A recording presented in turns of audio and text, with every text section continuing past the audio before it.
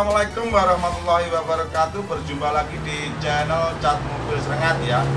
Pada kesempatan kali ini kita akan share pengalaman kita yang dapat job suruh merapikan bodykit. Nah, kira-kira bahan apa aja yang perlu kita siapkan? Oke?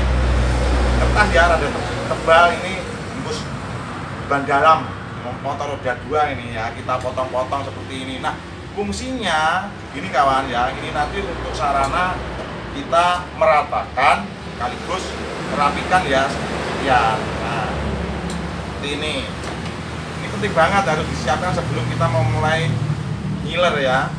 Terus untuk sealernya kita pakai BENGKEL, ini alatnya seperti ini ya. Terus packing tape hasilnya rapi.